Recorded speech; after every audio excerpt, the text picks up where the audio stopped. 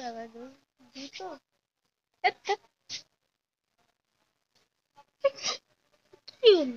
জ্বালাতন।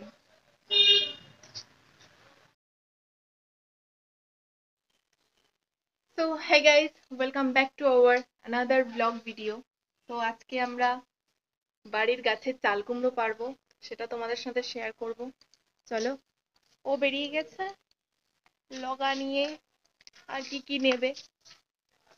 তো এখন একটা দুটো তিনটে চারটে পাঁচটা চাল কুমড়ো আছে, তোমাদের দেখাচ্ছি। এই চালের ওপরই ৫ খানা চাল কুমড়ো হয়েছে।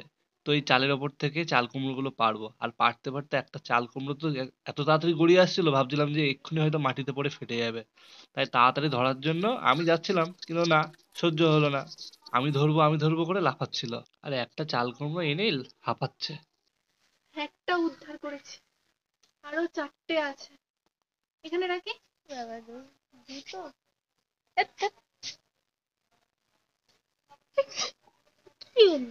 জ্বালাতন।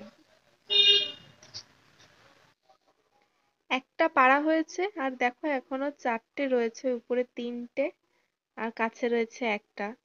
এইটাকেই পারার চেষ্টা করছিলাম আমি, কিন্তু আমার দ্বারা কোনো কাজ সহজে হয় না।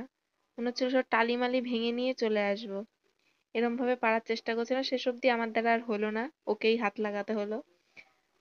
আর বল ধরার মতো করে আমি দাঁড়িয়েছিলাম। এই পাকা চাল কুমড়ো গুলো দিয়ে বড়ি বড়ি করার জন্য এগুলো এখন পেড়ে রেখে দেওয়া হচ্ছে, কারণ গাছটা পুরো শুকিয়ে নষ্ট হয়ে গেছে। যার জন্য এখন তো ওয়েদার খুবই খারাপ, বৃষ্টি হচ্ছে, একটু পর বাদে বাদেই বৃষ্টি পড়ছে, যার জন্য একটু নষ্ট হয়ে যেতে পারে। তাই এগুলো পেড়ে ঘরে রেখে দেওয়া হবে, শীতকালে বড়ি দেওয়া হবে তার জন্য। তো তোমরা কারা কারা বাড়িতে বড়ি দাও আমাদের কমেন্ট করে জানিও।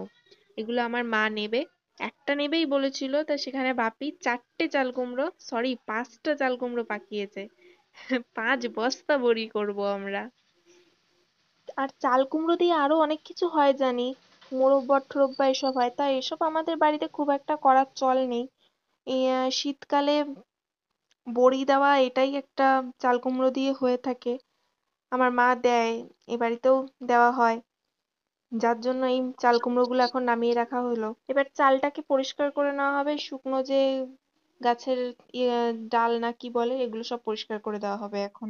এই দেখো আমাদের একটা বাচ্চা আম গাছ, তার মধ্যে একটা কি সুন্দর মিষ্টি আম ধরেছে, এই দেখো, অনেক বড় আমটা। আর ও কাজের নামে আকাজ করে বেড়াচ্ছিল। এই গাছটা আমি ভেবেছিলাম গাছটা এলেই মনে হয় কিছু ক্ষতি করবে তোমার, তারপরে দেখছি যে না, এটা আকাজ না, কাজই করলো। এই যে গাছটা শুকিয়ে গেছে, ওর গোড়াটাকে তুলে দিল, গোড়াটা পচেও গেছিল, যার জন্য গাছটা এত তাড়াতাড়ি পুরো শুকিয়ে গেছিল। জানি না গাছের গোড়াটা এত তাড়াতাড়ি কি করে শুকিয়ে গেল।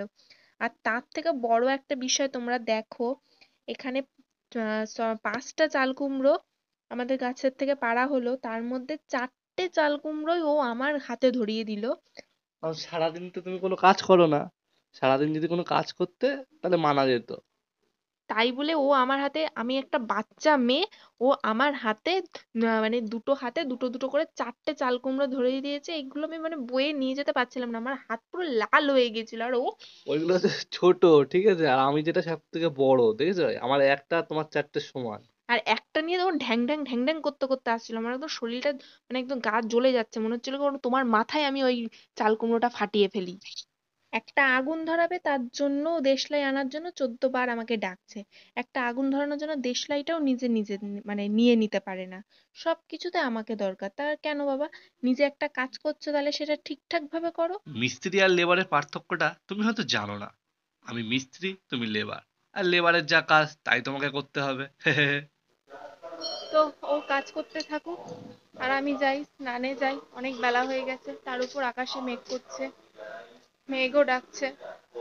ওর মতো কাজ করুক, আমি আমার কাজে যাই, এখনো স্নান করে পুজো দিতে হবে আমাকে। তো আজকের মতো টাটা। ভিডিওটা ভালো লাগলে একটা লাইক করে দিও, আর শেয়ার করতে ভুলবো না।